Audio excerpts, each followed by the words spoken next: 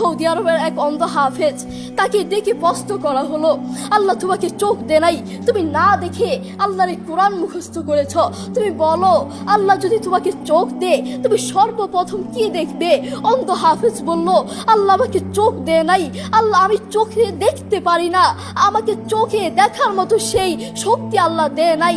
আমাকে যদি আল্লাহ চোখ ফিরিয়ে দে, আমি আল্লাহর কসম করে বলতে পারবো আমি আমার মাকে দেখবো না, আমার কলিজার টুকরো সন্তান আছে আমি সন্তানকে দেখবো না, আমার ভাই আছে, আমার বন্ধু আছে, আমার প্রিয় মানুষ আছে, আমি তাদেরকে দেখবো না। আমি দেখবো যেই কোরআন আমি না দেখে মুখস্থ করেছি সেই কোরআন দেখবো, সেই কোরআনের আয়াতগুলো কত সুন্দর তার দিকে তাকাবো। আল্লাহু আকবার।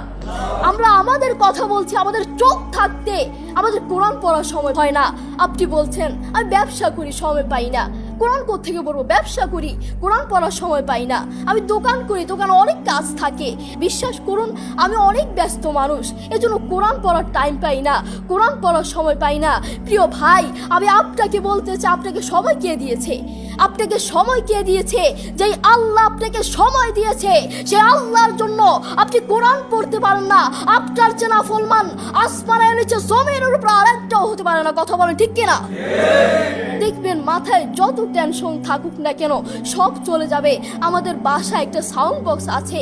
আমাদের পরিবারের সবার যখন মন ভালো না থাকে, আমার দাদা দাদু, আমার বাবা মা, ভাই বোন, কারো যদি মন ভালো না থাকে, তখন আমার বাবা সেই সাউন্ড বক্সে কোরআন তেলাওয়াত লাগিয়ে দেয়। আমার বাবা বলে, যখন কোরআন তেলাওয়াত শুনি মাথায় যতই টেনশন থাকুক না কেন সব চলে যায়, মন ফ্রেশ হয়ে যায়, মাথায় কোনো টেনশন থাকে না। আপনারাও চেষ্টা করবেন। আল্লাহ তাআলা বলেছেন, আর রহমান আল্লামাল কুরআন খালাকাল ইনসান, দয়াময় আল্লাহ তিনি কোরআন শিক্ষা দিয়েছেন, তিনি মানুষকে সৃষ্টি করেছেন।